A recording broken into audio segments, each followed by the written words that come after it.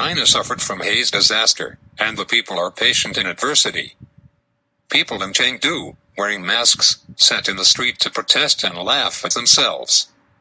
The police chased them away, and even arrested the leaders into the police station.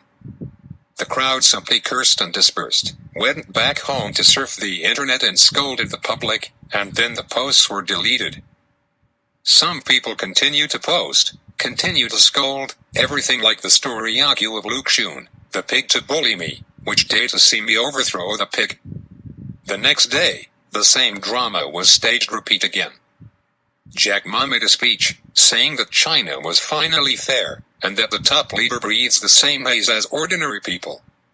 The internet feedbacks exploded, saying that even social moguls such as Jack Ma had voicing their voices, and the Chinese people are going to rise up. Alibaba said it wanted to develop Hangzhou into the world's platform economic center. The G20 Global Conference was held in Hangzhou.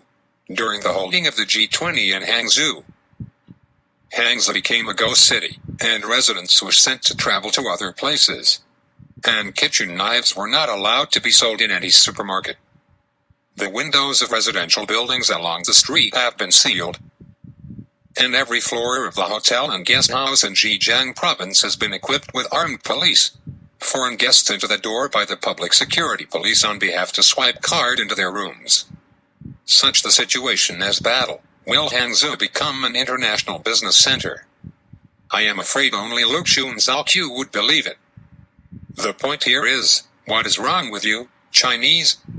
In any Western country, or even in those countries on the periphery, if people wear masks to protest against haze, and once they could be arrested, all people would rush into government buildings to turn over tables and smash cabinets. However, the Chinese people are willing to do nothing but be an electronic IQ, and the most daring one to scold the government on the internet, another timid ones to scold the United States, and the worst cowardly one to turn over the Great Firewall and then scold Taiwan. The days went by like this. When the haze disappeared in summer, the horses run again and people dance again. The money would be deceived again and people would be bullied again, and the next winter haze would repeat the same drama again and again. Some people say that this is obedience, some say that this is servility. This has been said for 100 years. Actually, there's no interest to say it again. Luke Shun had already asked the question 100 years ago. But why have the Chinese not made much progress over the past 100 years? Why no more progress even if they got the doctorates in overseas studies? Blame the Communist Party. Blame the Kuomintang. Blame the old lady Sixie. If you listen patiently, I can blame you all the way from the Emperor Qin Shi Huang, Han Feizi, Confucius, Lao Tzu, and even to the Buddha of India. Do you believe it? The key question is whether you are a human or not. How old do you have to live to be responsible for yourself? Chinese, are you still human? Blame yourself, ask yourself, how about your own inner self-image? I can tell you for sure. If you can bear wearing a mask and are suspected of being dissatisfied with the government, accepting government handouts to travel to outside towns in order to preserve the image of the city to foreigners, or due to the little girl singing at the Olympics had protruding teeth, she has to be replaced by another pretty girl to lip-sync for her voice, or painted the whole mountain green in order to make her political achievements for greening, or refitted an old Ukrainian aircraft carrier and claimed to have entered the aircraft carrier nations, and concentrate on making money without seeing the costs of rural destitute households, urban migrant workers, and the environment.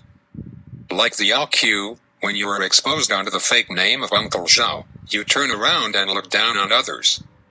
So, the fundamental problem with you is the inner image you are running away from. The sense of worst you feel you are unworthy of being a civilized person. Carrying money most based on many poor people supported and often ill-gotten in your pocket. And enjoy the act of others pretending to satisfy your inferiority complex because of your money. If you can live with it all, then you must have a problem with your self-image. This is not the case with a small number of Chinese. If there were no such a small number of Chinese, China would not have those once brilliant civilizations. But if you are one of those few, I think you may feel so sorrow for the majority of the Chinese people. Here, do a simple math calculation with most of the Chinese people. China now has a population of 1.4 billion, 1% of whom are 14 million. 14 million, do you know what that concept is? There are 170 countries on this planet with fewer than 14 million people. That is to say, if China's tallest 14 million people stand out in front of these 170 countries, it would be equal a giant nation. If China's richest 14 million people stand out in front of the 170 countries, it would be the huge rich country. Or the most pretty 14 million Chinese stand out. It would be a country of fully handsome men and beautiful women. And the most civilized and courteous 14 million people, in the eyes of other 170 countries, it would be the great country of civilization. Yes, by such standards, China has already risen up in the world. However, the coin has two sides. If the shortest 14 million people in China stand out as a dwarf's nation in front of the same 170 countries, or the poorest 14 million people stand out, and the people of those 170 countries will shed tears at the sight of it. If 14 million of the ugliest people sat on the stage, and the citizens of those 170 countries were transformed into beautiful men and women in an instant, and the most rudest of the 14 million would have allowed 170 countries to judge China as a backward village. Do you know what this means? Big is China's strengths, but also China's weaknesses. China cannot just look at its strengths and close its eyes to its weaknesses. Don't forget, even Q, he has still many advantages. Whenever China wants to prove to the world that it has risen, it does its best coming to the world in second place in terms of total GDP. But forgetting that its per capita GDP is the 76th in the world. Of the top 75 countries that are stronger than China, the Chinese remember no more than 5 countries. There was no concept and statistics of GDP in the Qing dynasty. If the Emperor Kangxi had known that its GDP accounted for nearly half of the earth, then I am afraid the Qing dynasty would have perished more quickly. Has the People's Republic of China risen up? I said yes. If you look at the total GDP and the total amount of fighters, tanks, and missiles. But I could also say no.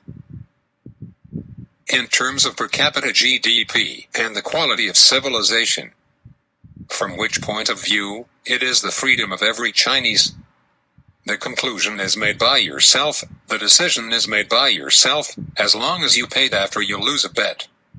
What we're afraid is, willing to gamble, but no willing to lose, as long as the wager is willing to lose. Anyone be defeated can rise again. If the wager not admit to lose, anyone with gold mountain will be consumed. In modern China, there are 2 cases in which of the wagers not admit to lose. One is the IQ described by Luke Xun, who is familiar to Chinese people, and the other is the Boxer Rebellion. Do Chinese people have no ambition? Are they born too afraid to wear masks to prevent AIDS? Of course not. Although there is IQ in Luke Xun's works, there is also the camel Xiangzi in Lao Shi's pen. The Xiangzi was ambitious, did not eat the girl's soft rice, and lived on his own, but under the social system he bowed his head and became a normal Chinese. Writing Xiangzi's Lao Shi eventually became a normal Chinese too. And finally put his body silently into the Wei Ming Lake of Peking University, leaving his soul on the shoes of the shore. Suddenly, I have a strange idea. If Fa Qiu was put as captain of the Liaoning aircraft carrier which sailed around Taiwan, and the Xiangzi's rickshaw and the pair of shoes which Lao Shi had left on the shore after jumping into the lake, and put them all in the captain's room of the Liaoning, what would it be like to encounter one of the American aircraft carriers, which coming from San Diego? Are there any ghosts in the world? If a bunch of the Boxer Rebellion were allowed to regenerate and were allowed to dance in front of the Taipei 101 building in Taiwan, what would it be like? Would it be more mature when the older ghosts compare to 100 years ago? Besides the self-image of inferior civilization, it is difficult to explain a lot of phenomena. Why such a large group of people, unable to exploit the strengths of their own civilization, but to highlight its weaknesses to prove that their shortcomings are not weaknesses? How can this problem be inherited from a 70-year-old man to a 17-year-old youth? Why even wearing a mask to prevent haze would feel guilty or treason? Why this? Why that? Besides the self-image of inferior civilization of the inner being which thinks oneself is unworthy of a decent human being on earth. Who can offer any other more reasonable explanation? Can you say that China can rise under the self-image of inferior civilization? I am talking about the rise of 1.4 billion people, not the 14 million people rise from 1%. If we only look at the ratio of 1%, every nation on the planet can justifiably call itself a rising power. 1% of the rising Chinese, whether your 1% status is born natural with or acquired by the day after, you all have the responsibility. You have the responsibility to remind the IQ people can no longer as IQ. You have the responsibility to let the Yangtze live a life as normal. You have the responsibility to make today's Laoshi do not need to jump into the lake to save his soul. You have the responsibility to make people wear masks to prevent haze without feeling of treason. You have the responsibility to lead 99% of the Chinese people out of that self-image of inferior civilization. Yeah, it's you, if you think you're the man in that 1%.